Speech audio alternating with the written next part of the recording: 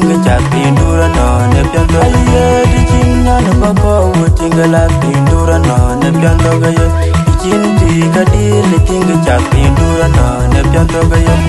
you DJ Garang Electronics.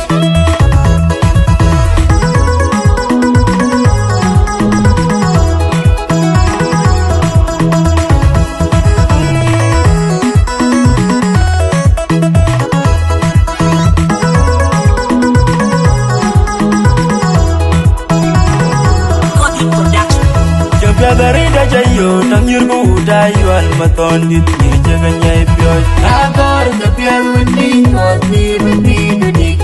ay garayo almaton dit pandang yir garida jayo tang yurgu dayo almaton dit ni jaganya iwer agor na piel windi not ni windi dudik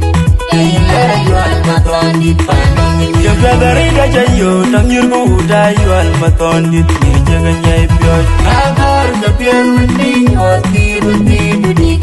ay garayo almaton dit pandang yir piel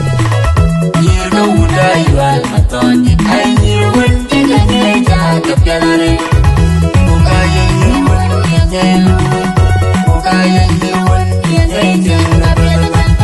yir gayo alabanay yir piel ganya mukaya yir windi boja alabanay ayo ayo matilian nyano una bako aje mon dende ayo bani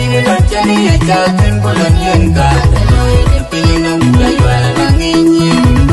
nyano una bako watong bin Elizabeth enga baiku enga ni jona biru yenga banda pinang mulayo alajadani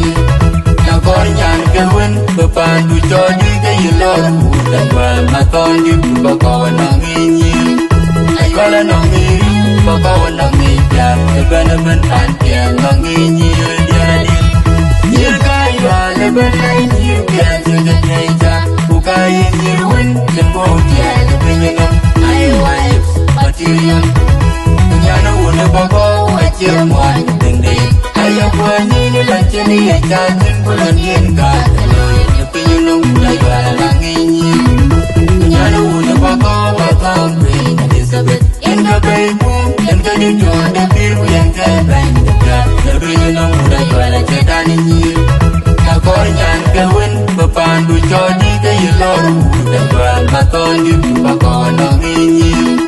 Aywala ng iru Bakawan ng ijab Naban pantiyan ng inyir